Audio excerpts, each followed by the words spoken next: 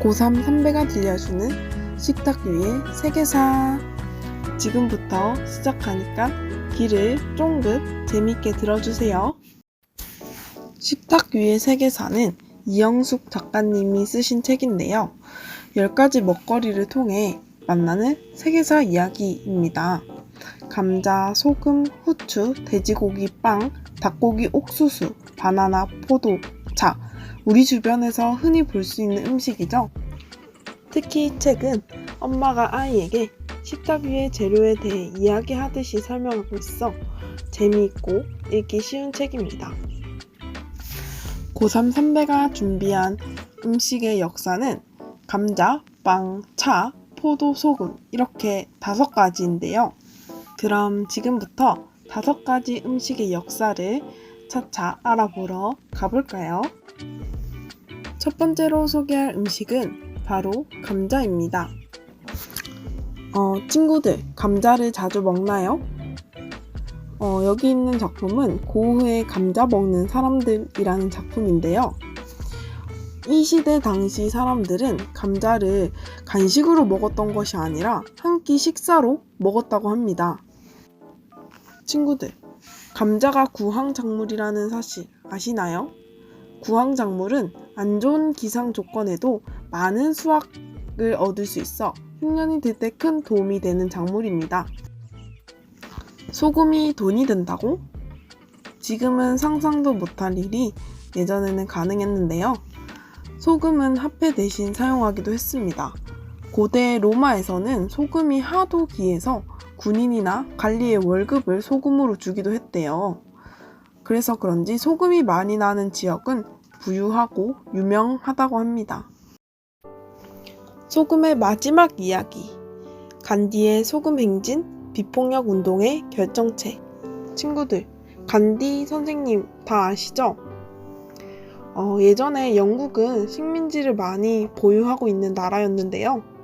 인도 역시 영국의 식민지였습니다. 그 당시 영국은 소금세라는 세금을 매겼습니다.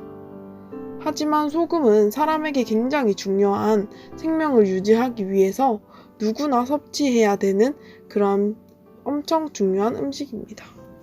소금법에 대한 저항을 하기 위해 간디가 선택한 방법은 소금이 있는 바다까지 행진하는 것이었습니다. 간디는 말했습니다.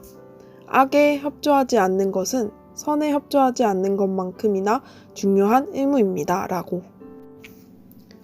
간디는 폭력이나 무력을 쓰지 않고 평화로운 방법을 택하여 비폭력 저항 운동을 하였습니다. 다음으로 소개할 음식은 친구들이 좋아할 만한 빵의 역사 이야기인데요.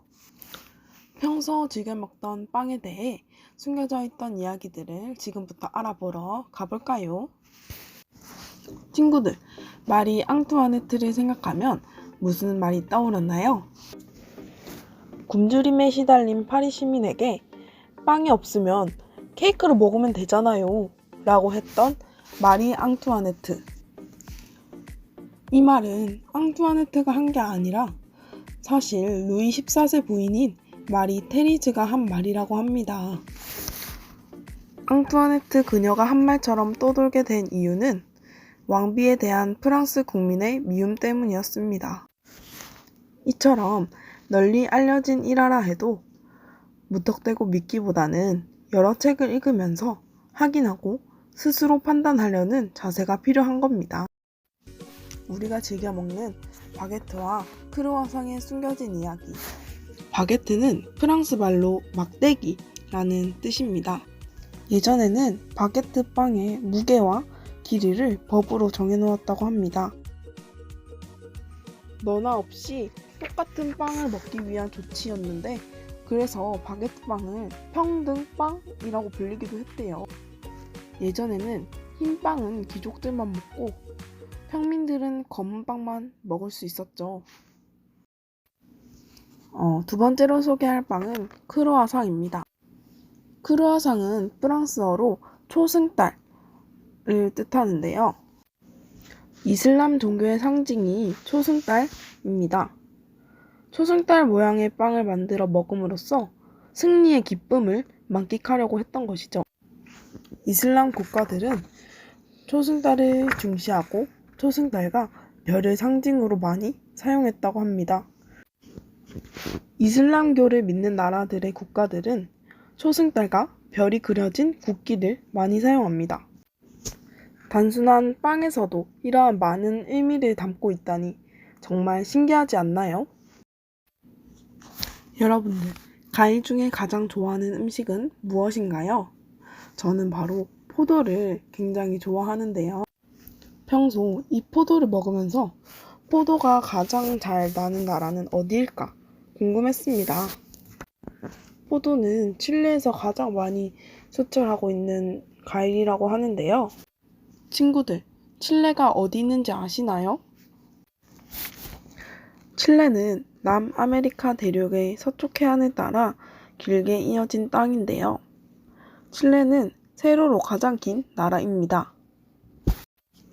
우리나라는 주로 자동차, 철강, 가전제품을 많이 수출하는 공업형인데 반면에 칠레는 공산품을 수입하고 반대로 농산물을 수출하는 나라입니다.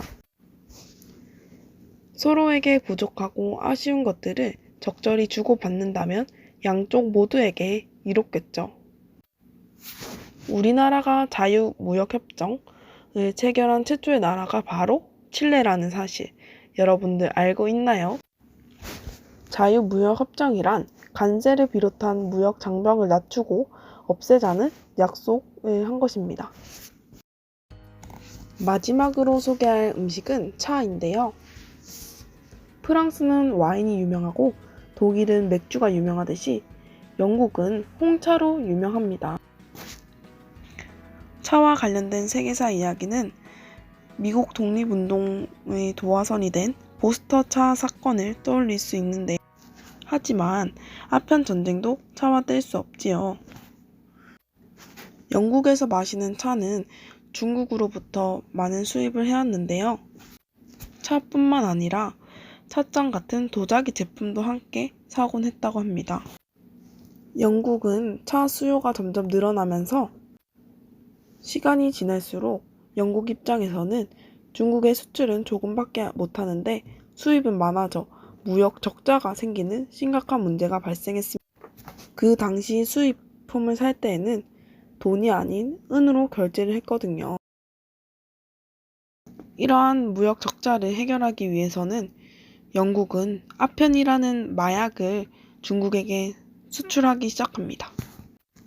아편은 중독성이 심하기 때문에 빚을 내고 집을 팔아서라도 아편에 사는 사람들이 속출되었습니다. 임직선은 모든 아편들을 모아 바닷속으로 버려 아편들을 전부 다 파괴했습니다. 영국은 이러한 사건들을 명분으로 삼아 전쟁을 일으켰는데 결과는 영국이 승리하였습니다. 아편전쟁 패배로 막대한 배상금을 물게 되자 청나라는 경제적으로 더 어려졌고 그 후 태평천국 운동이라는 반란이 일어났습니다. 아편 전쟁으로 많은 일들이 일어났는데요. 그 이야기들은 책 속에 많이 담겨 있으니 꼭 이 책을 읽어보시기 바랍니다. 고3 선배가 준비한 책 내용은 여기까지인데요. 이영숙 작가님이 쓰신 옷장 속의 세계사, 지붕 밑의 세계사라는 책도 있으니 꼭 같이 읽어보시기 바랍니다. 그럼 지금까지 고3 선배 이지영이었습니다. 감사합니다.